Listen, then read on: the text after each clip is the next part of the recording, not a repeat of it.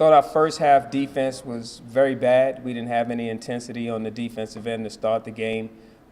We gave up, I want to say, 45 or 50 points at halftime, which is way too many. We let those guys get comfortable, and the second half, we decided to play really good defense, and that was the difference in the game, was our defense in the second half. What made that difference? I know that there toward the end, they had kind of a different lineup, three big guys that maybe did not play a lot, along with Bill and Justin. Was that part of your defensive plan then, to get those guys in? It was more of seeing who's willing to defend, who's willing to guard, who's willing to rebound and do the things that we need done on the defensive end, because it wasn't about the scoring. And, when you get guys who focus on offense, you got to find some guys who want to play defense, and those guys were willing to play defense, and they can score too. So that was the difference in the game. They were willing to defend, and that's who I went with at the end of the game, was the guys who were defending. You got off to a good start in the second half. They came back.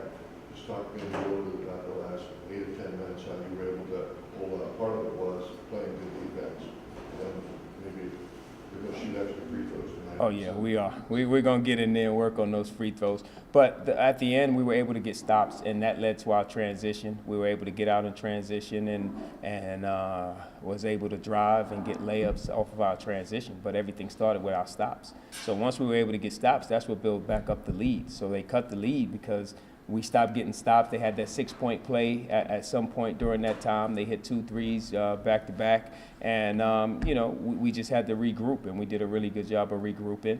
It would have been a bigger win if we made free throws. So we got to work on our free throws, and hopefully this doesn't come back to bite us at the end.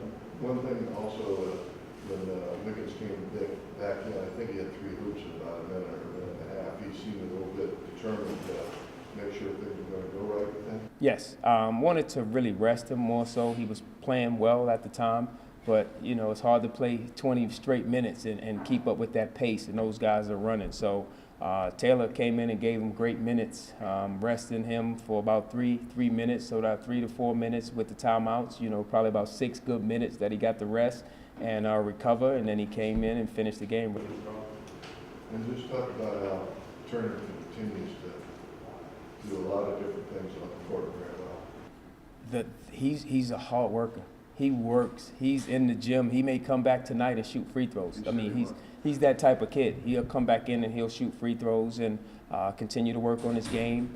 Talk to him about the free throws and technique and everything like that. And he's been improving, and the defense that he plays. I mean, he was able to hold Winters to probably 5 of 16 shooting. So he did a really good job on him defensively. When you have that assignment that you got to guard a guy like that and still be able to score 29 points on the other end, I mean, he was great tonight. And then halftime, I challenged him. He had 0 rebounds at halftime. I challenged him to go in there, and the way you're defending is excellent, but now you got to help us on the boards. You got to get some of these rebounds, and he came out with 11. So I need to challenge him more often. And 6 assists. So he messed around and almost got a triple-double. So, but he's been playing great. So I'm hoping that continues throughout the season.